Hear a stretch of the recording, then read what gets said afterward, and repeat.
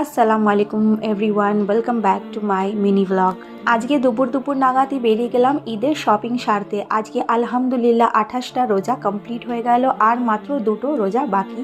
তো ঝটপট চলে আসলাম শপিং করতে। আর শপিং সেন্টারে তোমরা দেখতে পাচ্ছ কতটা পরিমাণে ভিড় লেগেছে। তো আমরা চলে এসেছি কলকাতার খুবই ফেমাস মার্কেট, নিউ মার্কেটে, যেখানে প্রত্যেকটি মানুষ ঈদের কেনাকাটা শুরু করে দিয়েছে। সেখানে নানান রকমের জামা কাপড় পাওয়া যাচ্ছে, প্রত্যেকটি এক্সক্লুসিভ অ্যান্ড ইউনিক ডিজাইনস রয়েছে।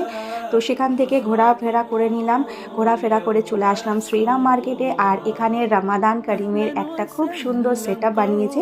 তো যেহেতু আমরা দুপুরবেলা বেরিয়েছি রোজারত অবস্থায়, এখানে তোমরা দেখতে পাচ্ছ প্রত্যেকে বসে গেছে ইফতার নিয়ে, কারণ এখন ইফতার টাইম এসে গেছে। তো সমস্ত দোকানে লেগে গেছে ইফতারি। এখন দোকানপাট কিছুক্ষণের জন্য বন্ধ। তো আমরাও হাতে পানি নিয়ে আর ফল নিয়ে ইফতার খেতে বসে গেলাম। আর এখানে তোমরা দেখতে পাচ্ছ এক গ্লাস শরবতে মোহাব্বত, যেটা আমাদের পাশে দোকানে যারা ইফতারি করছিল ওরা দিয়েছে।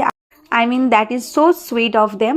তো আমরা এখানে সেরে নিলাম ইফতারি। সেরে নেওয়ার পরে চলে আসলাম পাশের একটা ছোট্ট রেস্তোরাঁয়, যেখানে খুব সুন্দর লাচ্ছা পরোটা বানাচ্ছে। আর খিদে আমাদের পেটের অবস্থা খারাপ হয়ে ঝটপট এখানে খাবার দাবার অর্ডার করে নিলাম। নিয়ে নিলাম 2টো লাচ্ছা পরোটা, তার সাথে বিফ কষা, আর নিয়ে নিলাম 1 প্লেট শিক কাবাব। যেহেতু এখন একদম ইফতারের টাইম, সেই কারণে রেস্টুরেন্টে একদম জায়গা পাওয়া যাচ্ছে না, খুব বেশি রাশ ছিল। আর বাইরে কত সুন্দর একটা সুইট হাওয়া চলছে, হাওয়া খেতে খেতে যেন মনটা ভরে গেল।